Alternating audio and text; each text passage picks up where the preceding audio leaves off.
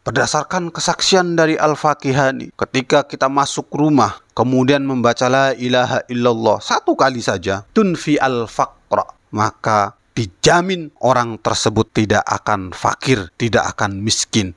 Doa kita itu akan mudah untuk diterima oleh Allah Subhanahu wa Ta'ala ketika kita membuka doa itu dengan sholawat.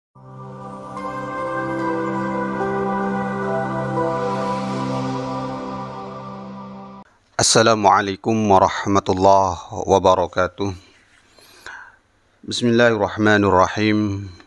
Alhamdulillahi rabbil alamin. Alhamdulillahilladzi bi ni'matihi tatimmus shalihat wa bi fadlihi tatahaqqaqul maqasid wal ghayat.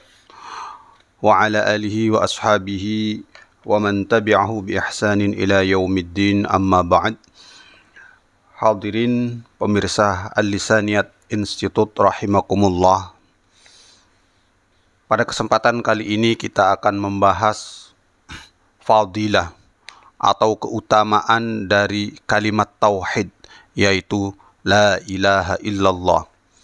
Apa keutamaan bagi orang yang mendawamkan istiqomah, senantiasa membaca kalimat la ilaha illallah.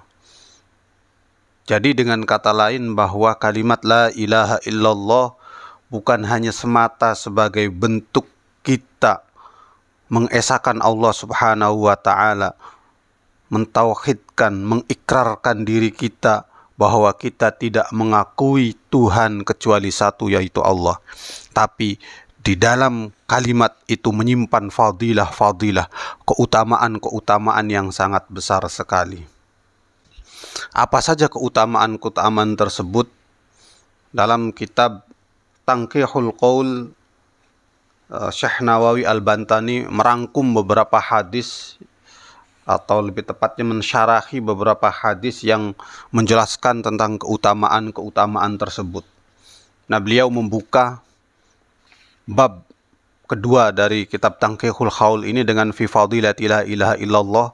Bab ini dimulai dengan kutipan pernyataan dari Syekh Al-Fakihani, di mana beliau berkata bahwa anna mulazamata zikriha inda dukhulil manzili tunfi al-faqra. Kata Syekh Al-Fakihani seperti dikutip Syekh Nawawi Banten dalam kitab yang barusan saya sebutkan itu, bahwa orang yang senantiasa membaca kalimat la ilaha illallah inda dukhulil manzil, ketika masuk rumah, tunfi al-faqra, maka akan menghilangkan kefakiran. Masuk rumah membaca la ilaha illallah, keluar sebentar masuk lagi membaca la ilaha illallah, dan itu istiqomah dibaca terus menerus, tidak hanya sekali dua kali, maka jaminannya, kata Al-Fakihani, tunfi al-faqra, rezekinya dipermudah, rezekinya banyak, yang jauh dekat, yang dekat dipermudahkan, yang sedikit akan ditambah banyak, dan rezekinya rezeki-rezeki yang barokah. Kefakiran yang ada di dalam diri orang tersebut, yang awalnya rezekinya sulit, maka menjadi mudah. Ada rezeki-rezeki lain yang min haitsu la yahtasib, yang tidak diduga-duga tiba-tiba datang sendiri. Itu jaminan yang pertama. Kalau istiqomah, mulazamah, konsisten membaca la ilaha illallah setiap kali masuk ke dalam rumah. Ini fadilah yang pertama dalam kesaksian Syekh Al-Fakihani. Wa qad warada anna man qala la ilaha illallah wa maddaha hudimat lahu arba'atu alafi dambin. Dalam sebuah riwayat diterangkan bahwasanya orang yang membaca la ilaha illallah dibaca panjang, jadi tidak tergesa-gesa, santai saja membacanya. La ilaha illallah, la ilaha illallah. Madnya benar. Yang seharusnya dibaca panjang, dibaca panjang. Yang dibaca pendek, dibaca pendek. Maka jaminannya adalah hudimat lahu arba'atu alafi dzambin. Maka akan dihapus 4.000 jenis dosa, tidak tanggung-tanggung, minal kabair, dari dosa-dosa besar. Jadi dosa-dosa besar akan dihapus dari orang tersebut ketika dia membaca kalimat la ilaha illallah dan bacaannya panjang. Ya panjang, yang harus dibaca panjang. Wa maddaha la ilaha illallah, la ilaha illallah. Dibaca panjang seperti itu, maka jaminannya adalah hudimat lahu arba'atu alafi dzambin minal kabair. Bukan hanya dosa-dosa yang kecil, tapi dosa-dosa besar. Nah, ada penasaran sahabat, kalau misalnya orangnya orang soleh, taat beribadah, meninggalkan larangan-larangan Allah, alias orang-orang yang mukmin, yang muttaqi, orang yang bertakwa, yang senantiasa meninggalkan larangan Allah, kemudian menjalankan perintah-perintahnya dengan sangat ketat, sehingga dia tidak memiliki dosa-dosa besar. Qalu, para sahabat bertanya, ya Rasulullah, wahai utusan Allah, fa illam yakun lahu syai'un minal kabair. Terus kalau orang yang membaca la ilaha illallah itu tidak memiliki dosa besar, apa jaminannya? Apa yang akan dia dapatkan? Qala, Rasulullah menjawab, yughfaru li ahlihi. Maka dosa keluarganya yang diampuni. Karena orang tersebut yang membaca tidak memiliki dosa besar karena orangnya yang soleh, orangnya yang taat, menjalankan perintah Allah, meninggalkan larangannya dengan sangat ketat, sehingga dia tidak memiliki dosa-dosa besar. Maka yang diampuni oleh Allah Subhanahu wa ta'ala itu dosa keluarganya. Wali jironihi, dan tetangganya. Bayangkan, keluarganya diampuni, saudaranya, orang tuanya kalau yang membaca anak, kalau yang membaca orang tua anaknya, kakaknya, adiknya, keponakannya, semua yang masih ada hubungan kekerabatan, kekeluargaan, akan diampuni dosa-dosanya. Ketika yang mulazamah, yang konsisten, yang istiqomah membaca la ilaha illallah, itu tidak memiliki dosa besar, keluarganya yang diampuni. Bahkan sampai tetangganya.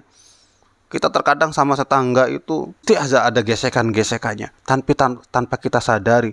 Terkadang tetangga yang kita zolimi justru yang menghapuskan dosa-dosa kita.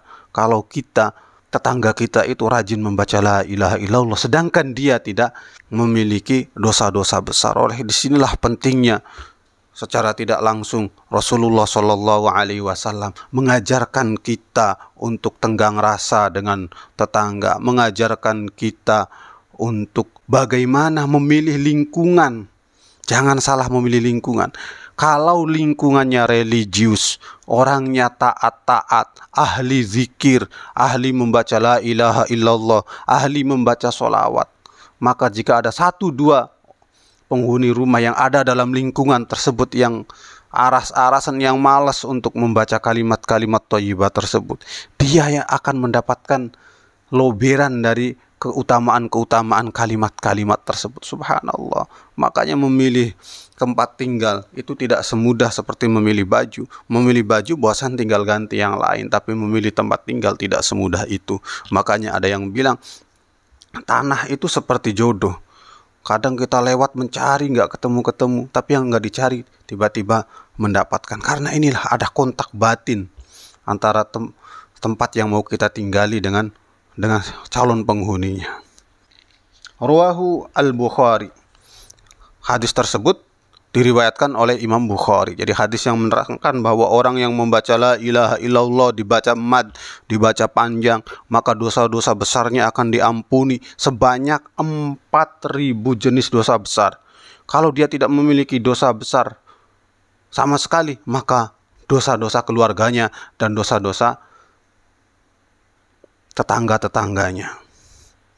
Itu hadis yang diriwayatkan oleh Imam Bukhari. Waqala, dan Rasulullah juga berkata dalam hadis yang lain, qala an-nabiy sallallahu alaihi wasallam, man qala kulla yaumin la ilaha illallah Muhammadur Rasulullah mi'ata marratin. Barang siapa orang yang membaca la ilaha illallah Muhammadur Rasulullah sebanyak 100 kali setiap hari, Jaa yaumal qiyamati wajhuhu kal qamari lailatal badri. Maka nanti kelak pada hari kiamat, di mana wajah-wajah yang lain muram, gelap karena amal-amal ibadahnya yang biasa-biasa saja, bahkan yang terlalu banyak meninggalkan perintah Allah, tapi justru malah menjalankan larangan-larangannya, sehingga mukanya jelek, mukanya gelap.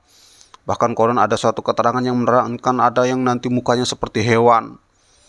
Tapi orang yang membaca la ilaha illallah Muhammadur Rasulullah, jaminannya kata Nabi Muhammad, wajhuhu kal qamari lailatal badri, wajahnya justru bercahaya, bening, cerah. Bukan hanya seperti orang yang rajin untuk perawatan wajah, tapi cerah malam bulan purnama. Ini adalah fadilah atau keutamaan lain dari mulazamatu zikri la ilaha illallah. Makanya di dalam masjid-masjid di kampung-kampung, khususnya di kalangan kaum Nahdliyin, mesti ada tambahan zikir setelah subhanallah 33, alhamdulillah 33, Allahu akbar 33. Kemudian ada membaca kalimat tauhid la ilaha illallah, la ilaha illallah. Kenapa? Karena saking begitu besarnya fadilah dari membaca kalimat la ilaha illallah. Bayangkan saja, kalau setiap zikir itu 100 kali la ilaha illallah, 5 kali dikali 5 waktu, maka menjadi 500. Itu sudah berapa dosa-dosa yang dihapus oleh Allah Subhanahu wa taala hanya dengan membaca la ilaha illallah, la ilaha illallah, la ilaha illallah. Wa qala sallallahu alaihi wasallam, oleh karena itu Rasulullah sallallahu alaihi wasallam. Nah, ini dalilnya kenapa kok harus kita di kalangan kaum Nahdliyin menambahkan la ilaha illallah. Afdalu zikri la ilaha illallah. Kata Nabi, zikir yang paling utama itu adalah la ilaha illallah. Makanya ada istilah namanya tahlilan, karena saking istimewanya fadilah dari tahlilan ini. Orang yang membacanya tadi baru saja kita terangkan akan diampuni 4.000 jenis dosa-dosa besar. Kalau kita tahlilan kumpul ngundang tetangga 40 orang, kemudian membaca kalimat tahlil la ilaha illallah, pahalanya diniatkan dikirim pada orang yang meninggal dunia, maka berapa dosa orang yang meninggal dunia itu yang diampuni oleh Allah Subhanahu wa taala. Subhanallah, betapa pemurahnya Allah Subhanahu wa taala. Allah memang mengancam bagi orang-orang yang berbuat maksiat dengan siksaan-siksaan yang pedih, siksaan-siksaan yang menyakitkan. Tapi di sisi yang lain, Allah juga menjanjikan rahmatnya yang begitu luas kepada orang yang mau bertaubat, orang yang mau berzikir, dan orang yang mau bersolawat. Kenapa la ilaha illallah itu dianggap sebagai afdolul zikri, zikir yang lebih baik daripada zikir-zikir yang lain? Li'annaha kalimatut tauhid. Karena la ilaha illallah itu adalah kalimat tauhid, kalimat yang kita orang yang membacanya itu memproklamirkan diri bahwa dia tidak mensekutukan Allah Subhanahu wa taala. La ilaha, tidak ada Tuhan yang boleh kita sembah illallah, kecuali satu, yaitu Allah Subhanahu wa taala. Kalau cuma berhenti pada la ilaha, berarti orang yang membacanya itu telah menjadi seorang ateis, karena mengucapkan la ilaha, tidak ada satu Tuhan pun di dunia ini. Tapi kemudian dinafikan illallah, kecuali satu, yaitu Allah. Yang lain itu tidak ada, kecuali satu yang ada, yaitu Allah Subhanahu wa taala. Itu yang dimaksud kalimatu tauhid, li'annaha kalimatu tauhid wa tauhidu la yumasiluhu syai'un. Dan kalimat tauhid itu tidak ada satu kalimat zikir apapun yang setara dengan kalimat tauhid. Jadi kalimat tauhid itu derajatnya paling tinggi daripada kalimat-kalimat yang lain. Karena apa? Karena mengesahkan Allah Subhanahu wa taala. Karena tadi memproklamirkan diri bahwa tidak ada Tuhan yang sah yang boleh kita sembah kecuali Allah subhanahu wa ta'ala. Oleh karena itu, para pemirsa Al-Lisaniyat Institute rahimakumullah, makanya kalimat zikir la ilaha illallah itu adalah afdhalu zikri, zikir yang paling baik di sisi Allah subhanahu wa ta'ala. Wa afdhalud du'a alhamdulillah. Sedangkan afdhalud doa itu adalah alhamdulillah. Doa yang paling utama itu adalah alhamdulillah. Makanya kenapa kok dalam setiap kali berdoa kita selalu membukanya dengan alhamdulillah, kemudian disusul dengan sholawat. Karena ada keterangan yang menjelaskan bahwa doa kita itu akan mudah untuk diterima oleh Allah subhanahu wa ta'ala ketika kita membuka doa itu dengan sholawat. Makanya urutannya membaca alhamdulillah dulu, karena dalilnya ini afdhalud doa alhamdulillah. Doa yang paling utama itu adalah alhamdulillah. Ya, kita memuji kepada Allah subhanahu wa ta'ala. Kita puji dulu Allah. Alhamdulillah, segala puji bagi Allah. Segala puji itu adalah ada puji qadim ala qadim, Allah memuji Allah.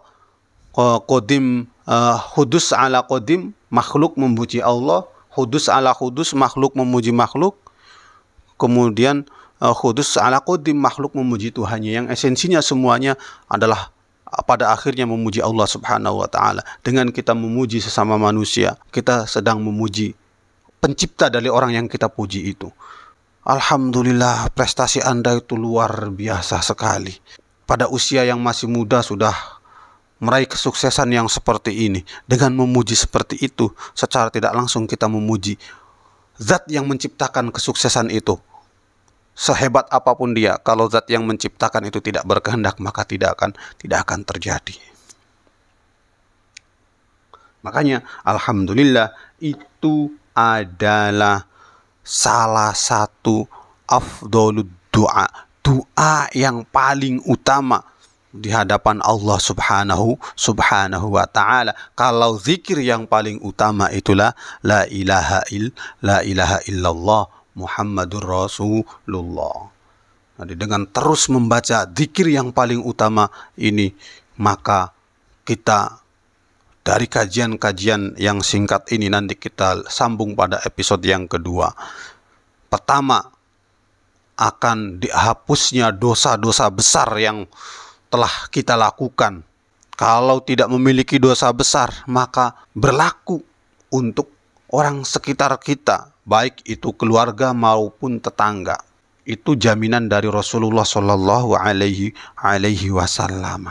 Berdasarkan kesaksian dari Al-Fakihani, ketika kita masuk rumah, kemudian membaca la ilaha illallah satu kali saja, tunfi al-faqra, maka dijamin orang tersebut tidak akan fakir, tidak akan miskin. Hajat hidupnya dipenuhi oleh Allah subhanahu wa ta'ala. Amin ya rabbal alamin. Semoga saja kita semua termasuk dalam orang-orang yang mendapatkan keutamaan dari kalimat tauhid ini, yaitu dijauhkan dari kefakiran kehidupan kita, dihapusnya, diampuninya dosa-dosa baik yang kecil maupun yang besar oleh Allah subhanahu wa ta'ala. Wa akhiran, wassalamualaikum warahmatullahi wabarakatuh.